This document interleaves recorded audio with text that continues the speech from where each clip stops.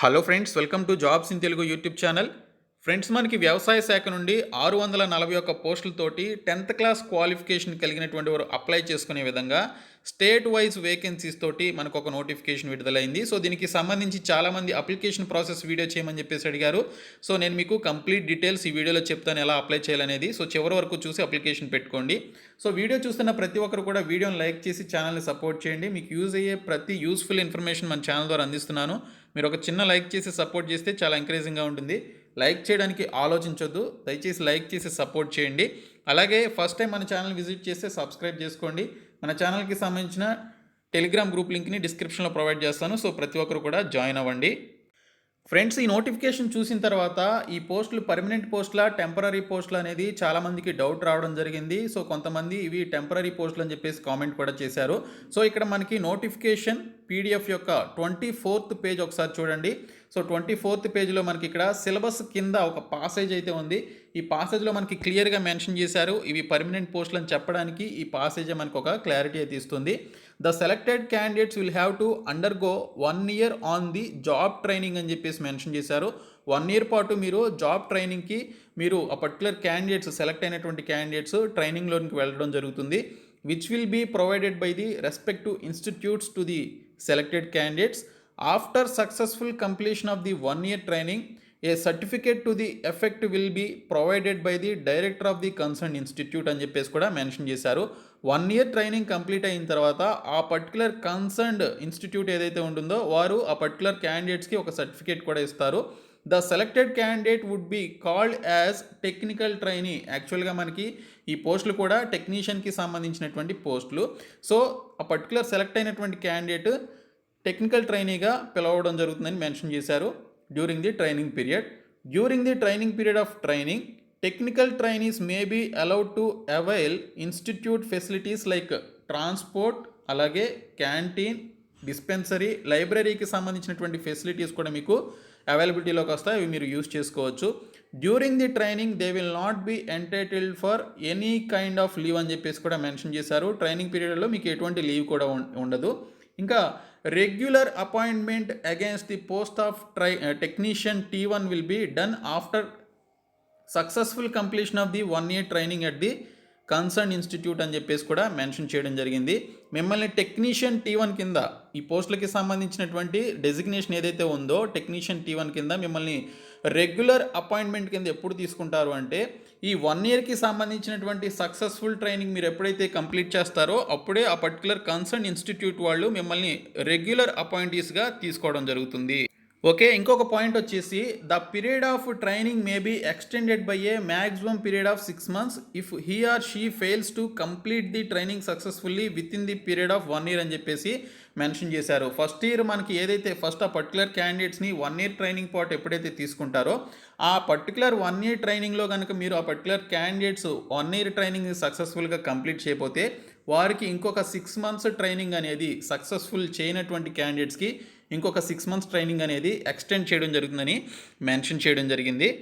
అదే particular candidate ఇచ్చినటువంటి 1 year పీరియడ్లోనే ఆ పర్టికులర్ ట్రైనింగ్ని సక్సెస్ఫుల్గా కంప్లీట్ చేస్తే వారిని రెగ్యులర్ అపాయింటీస్గా తీసుకోవడం జరుగుతుందని చెప్పేసి ఇక్కడైతే క్లియర్గా మెన్షన్ చేశారు. ఇంకొక పాయింట్ వచ్చేసి if the candidates fail to complete the training successfully even by the extended period he or she may not be considered for regular appointment అని చెప్పేసి ఇక్కడైతే క్లియర్గా ఇవ్వడం జరిగింది. ఫస్ట్ 1 year పాటు మీకు ఇక్కడ ట్రైనింగ్ అనేది ఇస్తారు. ఆ ట్రైనింగ్లో ఎవరైతే సక్సెస్ఫుల్గా ట్రైనింగ్ని కంప్లీట్ చేస్తారో వారిని రెగ్యులర్ అపాయింట్మెంట్ కింద తీసుకుంటారు.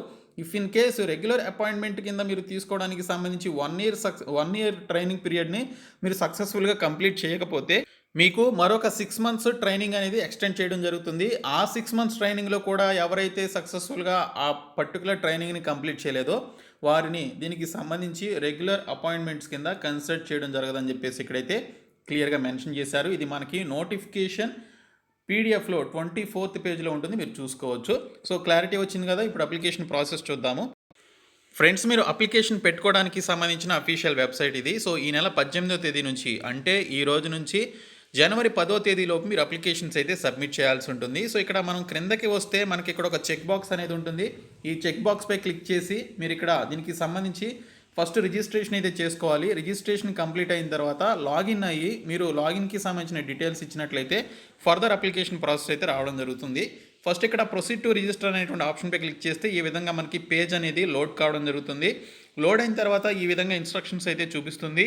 ఈ వెబ్సైట్ ఏ పర్టికులర్ వెబ్ బ్రౌజర్లో ఓపెన్ అవుతుంది అనేది మనకి ఇక్కడైతే చూపించడం జరుగుతుంది. Google Chrome, Mozilla Firefox, Microsoft Edge, అలాగే ఇంటర్నెట్ ఎక్స్ప్లోరర్లో మనకి ఇక్కడ ఓపెన్ అవుతుంది పర్టికులర్ వర్షన్స్లో.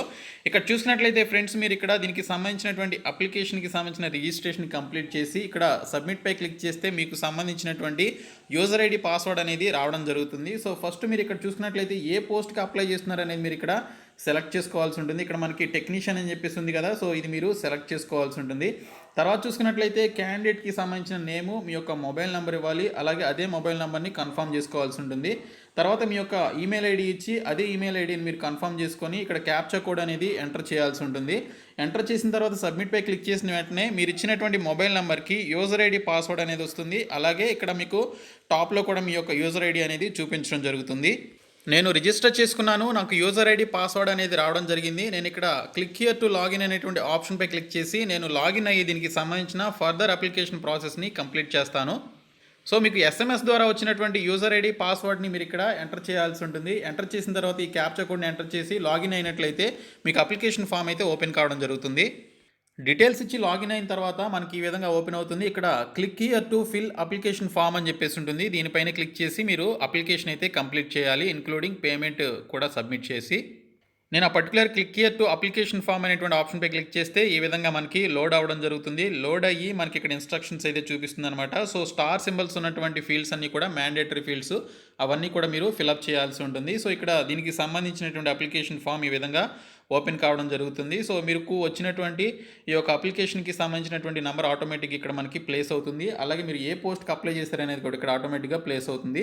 సో మీరు వీటిని ఎడిట్ చేయాల్సినటువంటి అవసరం లేదు, ఎడిట్ చేయలేరు కూడా. తర్వాత ఇక్కడ చూసుకున్నట్లయితే మీ యొక్క జెండర్ని మీరు సెలెక్ట్ చేసుకోవాల్సి ఉంటుంది. మీరు మేలా, ఫిమేలా లేదా అదర్స్ అనేటువంటి ఆప్షన్ అనేది చూపిస్తుంది, అది మీరు సెలెక్ట్ చేసుకోవాలి. తర్వాత మీ యొక్క కేటగిరీ ఎస్సీనా, ఎస్టీనా, ఓబీసీనా, ఈడబ్ల్యూఎస్ఆ లేకపోతే యూఆర్ అనేది సెలెక్ట్ చేసుకోవాలి. ఇక్కడ జనరల్ అలాగే EWS, OBC candidates, male candidates మాత్రమే 1000 రూపీస్ ఫీ అనేది పే చేయాల్సి ఉంటుంది. మిగిలినటువంటి ఎస్సీ, ఎస్టీ, ఉమెన్ క్యాండిడేట్స్ అలాగే పీడబ్ల్యూడీ క్యాండిడేట్స్ వీరు మాత్రం 300 రూపీస్ ఫీ అనేది పే చేయాల్సి ఉంటుందని చెప్పేసి మనకి నోటిఫికేషన్లో డీటెయిల్స్లో ఇవ్వడం జరిగింది. ఇంకా నేషనాలిటీకి సంబంధించి మీరు ఇండియన్ అని చెప్పేసి సెలెక్ట్ చేసుకోండి. ఇక్కడ చూసుకున్నట్లయితే మనకి ఎగ్జామ్ సిటీస్కి సంబంధించి మీరు 5 ప్రిఫరెన్స్లు అయితే ఇవ్వాలి. సిటీ 1, సిటీ 2, సిటీ 3, సిటీ 4 అలాగే సిటీ 5 అని చెప్పేసి 5 ప్రిఫరెన్సెస్ అయితే ఇవ్వాలి. సో మనకి ఆంధ్రప్రదేశ్, తెలంగాణలో మనకి ఎగ్జామినేషన్ సెంటర్స్ ఉన్నాయి. ఆంధ్రప్రదేశ్లో అయితే ఆల్మోస్ట్ 13 జిల్లాలకి సంబంధించిన ఎగ్జామినేషన్ సిటీస్ అయితే మనకి ఇచ్చారు. ఇంకా తెలంగాణ వారికి సంబంధించి అయితే మనకి 5 సిటీస్ వరకు లేదా 5 డిస్ట్రిక్ట్స్ వరకు ఇవ్వడం జరిగింది. సో మీకు దగ్గరలో ఉన్నటువంటి ఆ పర్టికులర్ ప్లేస్ని మీరు సెలెక్ట్ చేసుకొని 5 ప్రిఫరెన్స్లు అయితే ఇవ్వచ్చు. తర్వాత ఇక్కడ చూసుకున్నట్లయితే మీ యొక్క డేట్ ఆఫ్ బర్త్ అనేది as per 10th class marks list ప్రకారం ఇవ్వాల్సి ఉంటుందని మెన్షన్ చేశారు.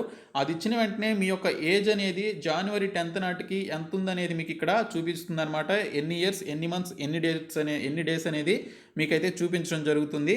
తర్వాత చూసుకున్నట్లయితే మీరు పీడబ్ల్యూడీ క్యాండిడేట్ అయితే ఎస్ అని లేకపోతే నో అని చెప్పేసి ఇవ్వండి. లేదంటే ఎక్స్ సర్వీస్ మెన్ అయితే ఎస్ అని, లేదంటే నో అని చెప్పేసి ఇవ్వండి.